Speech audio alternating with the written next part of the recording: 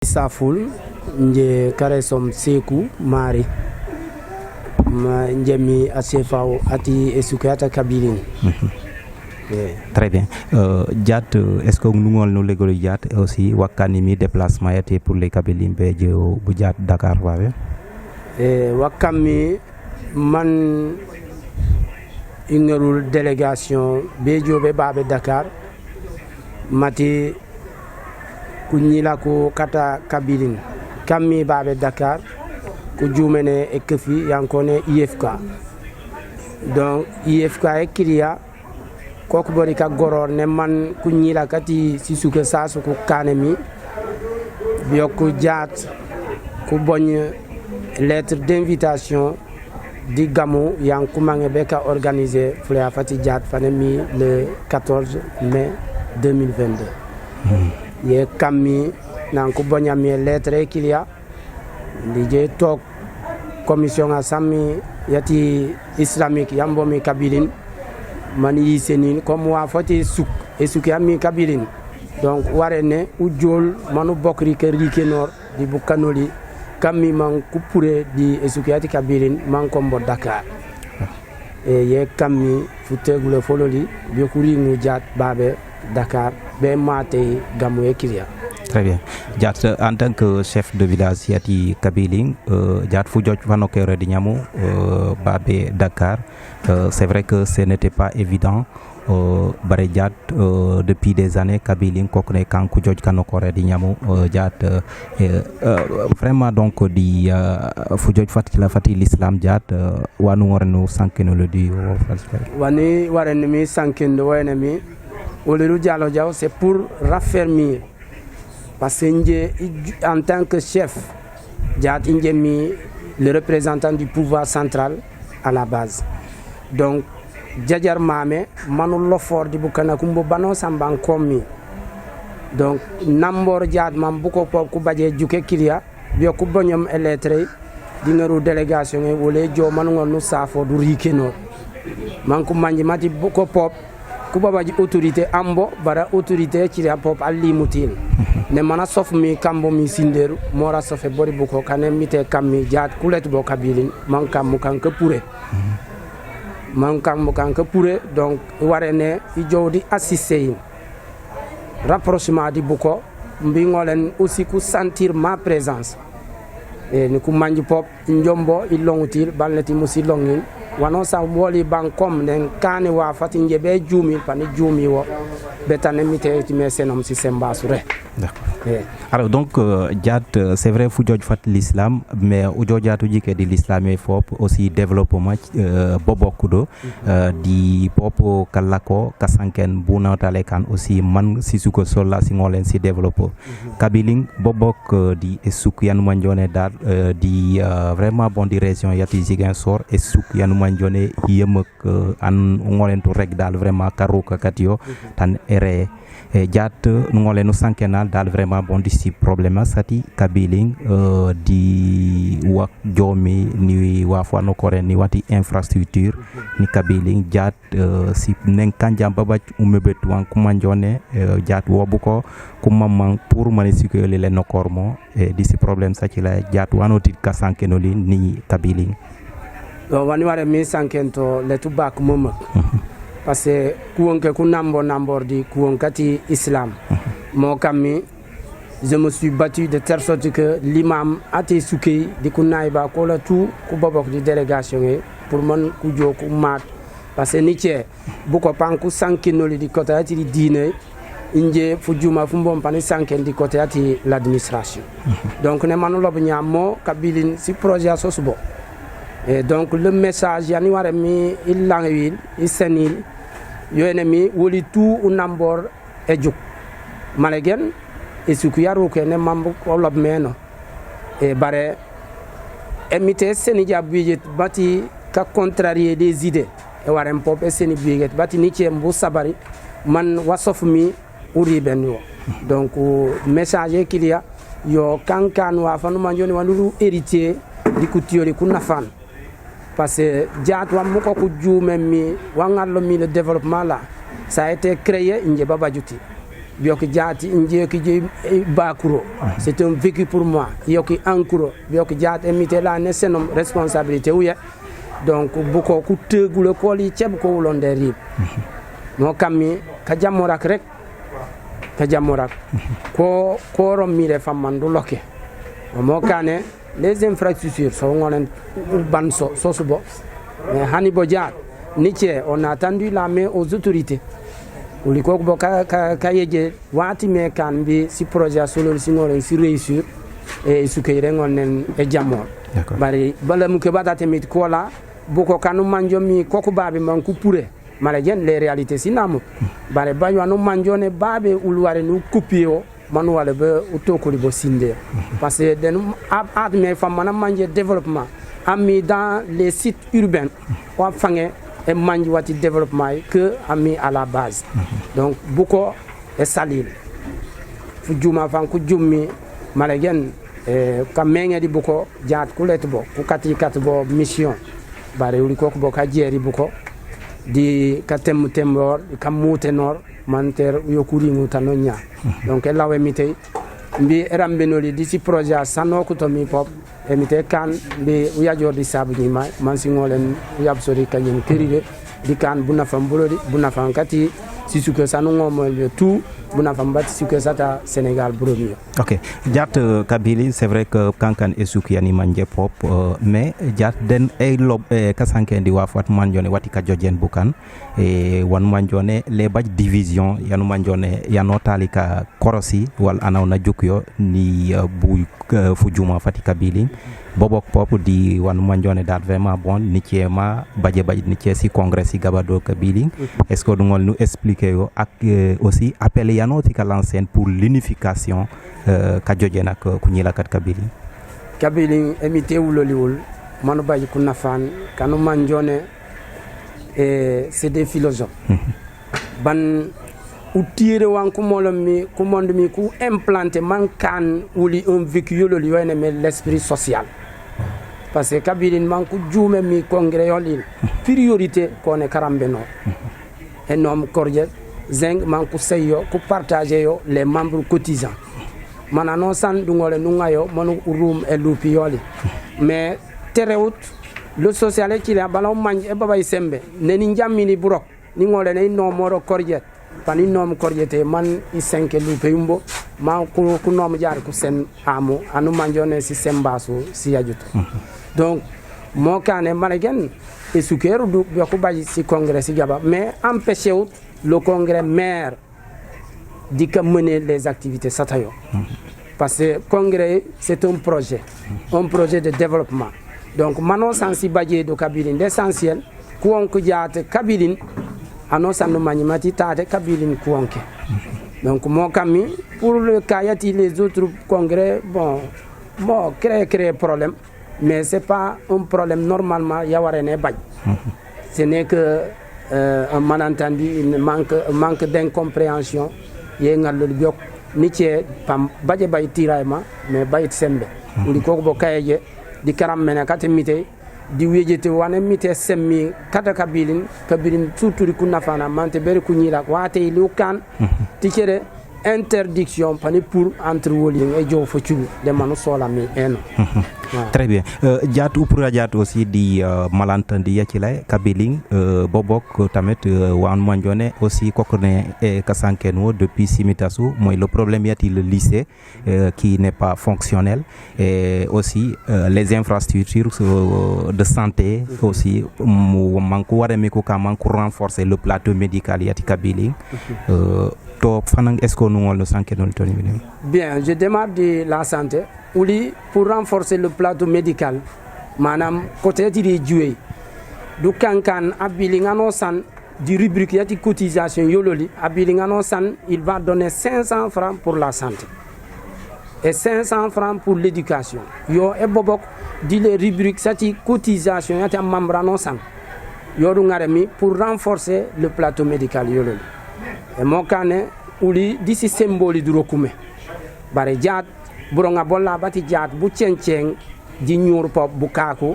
man semba solo si famman si benene yoro comprenez mi yoro mire kané bien pour le cas du lycée le lycée, c'est pour Kabiline. Parce que la réponse, il y a nous l'ouyabmi, qu'on est ouverture de classe de seconde au CM1 de Kabiline. Kabiline, CM Sigaba. Mais la réponse déjà, il y a une orientation, que le lycée Bandeware, mais c'est le site 1. Malgré Babadje Niche opposition, parce que on travaille en étroite collaboration avec les autorités, le sous-préfet et le préfet, le gouverneur. Et mon canet, les congrès, c'est l'organe de finance, yati ACFA. Donc, ce n'est que pour manquer une explication claire et nette, parce que vous prenez si courir, investir. Ou pas investissement qui a démarré, tu as plein de droits. Kagoror manu tien kaman manu lu manwa kammi le blocage mo kammi le congrès kan kagoror ku kiria mais india chef di équipe yumbom ça dit les autres délégués babay pop manu démarcher bien ko jo wuril di les autorités locales kanemi le sous-préfet donc tanonya espoir yoito enemi te mangé pan kembuli pour l'intérêt yati pour Sénégal Bouroum net Kabiline mais Sénégal. D'accord. Ben problème il y a eu aussi l'eau c'est évident vu Kabiline Diat Foudouma Fane Badjoui de la communauté rurale il y a la commune de Djingaki. Kabiline depuis tant d'années le problème de communalisation Diat est-ce que c'est un peu impératif? Voilà dar vraiment bon c'est un autre processus yan manjone mi jol commune pour man Kabiline ngol nekan commune. Bon ça c'est un programme étatique mais ni l'état dit les rumeurs man so mine jaay nem pam baj ni au nouveau découpage administratif j'en suis sûr et certain Kabiline pané bok di katime tienge ku jumu ku tie ne manu gornya surtout dans le cadre yati là où une commune. Parce que nous disons que le potentiel humain et c'est une possibilité qu'il y a. Di uche wanu manjone ungole nous permettre Kabiline manekan commune. Parce que nous disons que c'est le poumon yati la commune de Djingaki. Kabiline a kasalemit. On doit faire autour bajabajore. Bare wa juso de nous dire panoto kobo. Leti les domaines yati l'agriculture, leti l'arboriculture, leti la pêche, leti l'élevage.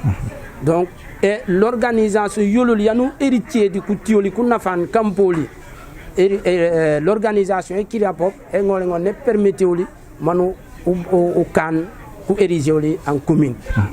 Et donc pour le cas yati l'eau moi parce que actuellement les projets, si au niveau des communes, on a un forage, il y a une commune bénéficiaire. Mais pour le moment, l'addition au Engonte Badjo, le coût est trop élevé. Presque 81 240 000 si on débloqué pour l'addition au Engonte Kani, Mante Kabiline annonce entendant de Badjo Melam. Cause tant qu'on forêt le puits le forage c'est dans une cuvette alors que la majeure partie de la population de Kabiline est dans une petite élévation. Donc vous voyez contrainte yantomi pour faire remonter l'eau baba du forage jusqu'à la petite montagne là et il coûte cher le matériel il énorme. Mais le congrès, il y a un organe de finance, le village, on a eu à élaborer un plan quinquennal de développement, document. Il y a un problème qui est posé. D'accord. Mais néanmoins, on ne va pas continuer et essayer de les partenaires forage. D'accord. Diat bala ou bana dernière question wala kokne job kan fin de fu jamaraf te en majorité à Kabylie presque kuwanya wala kuwanya Diat l'état nichema aussi des nenenen wa fon manjone toujours peut-être c'est wo kuwanya ko pour manku ngolen ko renforcer wo di mukana mati muluka mubabu sindena. Est-ce que Diat le cas à Kabylie, est-ce que les paysans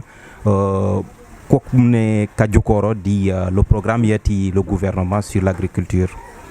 Bon, to Wafanu Mandione, c'est presque devenu une question récurrente. Parce que Kabili ne manolob nyamo e wanye uli fujama fnenu djebo Kabili ngamo yaout. Mati wamo e wanye. Nje aussi dans ma feuille de route, une question, un point yani nene yankone causerie sociale. De ce fait, c'est une manière pour moi de préparer la population que Brindi et Djoumei manku ngolen ku nom la semence des Djoumei manku alen ku kan aussi pour préparer mati et sofati les animaux divagants. Donc tout kan que miki bore souké. Bare la semence, yon problème ati yon ennemi Neniche Bukanabe Kobio et Djoujo un peu tardivement pour des raisons si je ne j'ai pas maîtrisé ça. Mais c'est lié entre l'État, Nietzsche et le fournisseur. D'accord. Yo bon kanemi Kabilin comme Koumamang éloigné parce que bio Koumanjume, il se prépare en conséquence de telle sorte que Manon sans réoré Wakent ma monenil. Et Koubaje Bay semence yolil. Mais on prépare en conséquence. D'accord. Problème yati le conflit, le problème, même si que c'est un problème minime qu'il soit ou un grand problème, mais entre vous avec vos voisins de Karong, babadje un petit malentendu yabadjenen digente yolul. Est-ce que ce n'est pas une occasion donc pour faire un petit appel donc à la sérénité di Kajojora Kolo di Banaya Bolu de Suke Chile? D'accord, c'est pas une occasion, c'est presque un vécu. Oui. Parce que depuis Nanoulou Tongue, et Karamba Koko, ma Bolemuk Manu Lawe Kutioli Kati Kataba. Non, une des population qui Kabilin annonce en ate pourba avec Kabilin, be Kataba be Burok. Mba Manjimati Kaulo mi yentame, c'est Kataba. Mata, Wujut Simitate, Reor Sanu, ou voter à le référendum. Le référendum est qu'il y a, il y a des lobbies du côté de Yentame. Mon cas, n'est pas au la Yentam bouquet. Nous d'accord que Asen Andou Djomi bot à Ouli. Ouli Kabili mort. Mon cami, malgré les agressions, les provocations, on n'a jamais répondu à ces agressions et ces provocations. Hanebeka Djom, Manontonia. Todi Sassal, Bukana Kumbom, et Salianou Manjoni Yeringe. Matéo Sola Yawaf. Umbu manji wati wa fanu sola mi buro ti ka jorindo be ko bajo yade babay kan no manjone ko manji wene na baje o tate pana jawu jom ku ngole ku kandi si fera soli mo kami pour le cas yololi di Karong wa fandi terrain mais problème yandu manjone autorité ololi anemi le sous-préfet di Orubanumio après avoir organisé mana convoqué si réunion sa djoupoe du bonum yo sur consensus problème est bonum. D'accord. Ni wa budgeto mi si wata c'est une surprise. D'accord. Di SNT emité ci la aussi légui jaat wari ni jamdi aw concernant le problème là un appel pour Kadiamora Kolul ou bien donc vous allez encore l'appel yani badje betel kalanse to yene ou toujours Kadiamora no mangé. Wolie Kadiamora no mangé. Mati Karamba l'état yone anachiltu ko c'est un domaine national. Ba renji Jamora ji exploiter. Donc, parce que nous manquons exploiter Karamba. D'accord. Vous êtes le vice-président de l'association des chefs de village Yati département Bignona. Nous en tant que Foudjon Fanchi la Fanou Bagna donc di commune yat appel yanware mo lancer dans vraiment bon pour Kadiojora Kati Sisuka Sati à Bignona. To vraiment wandi juk moyeneme il faut que man l'état rambenoli manku sefa ko former. Parce qu'il y a ce qu'on appelle en français confrontation de génération. Ok. Donc, au niveau national, il faut que l'État et Rambenoli soit formé pour CFA. Les formés, tout le monde doit jouer pour nous. Parce que la population est entraînée à CFA, il y a un acteur. Manam den ejobe jumbu ke muyo se fora jumbe ke muyo. D'accord. En tout cas ni salisal fanfan vraiment donc on content di entretien Yan Badnia en tant que vraiment donc chef de village yati Kabylie et encore aussi vice-président yati les chefs yati département yati Bignona no salisal fanfan nous content donc fanfan ka jator la kolli donc bo tate di gamoe yati jat donc le village yati Kabylie à Dakar. Merci beaucoup. Et salut Bob Mouyou. Yanou Mandjomi, Jad, vous nous permettez, Nietzsche Bokane Djukoli, de Djamoli Banoban, ou le Mouyou Warene, ou Sal. Parce que non, ou du Badjo, Panojuk Bokandi Kagoror Kolil, en l'état Jamil, en l'état Djuki. Donc, Mouyou Jamiri Kerele, Mukana et Moutila, MT ou le Djou, MT ou le Firing, MT ou le Etankandi Fitine di métier Yolo.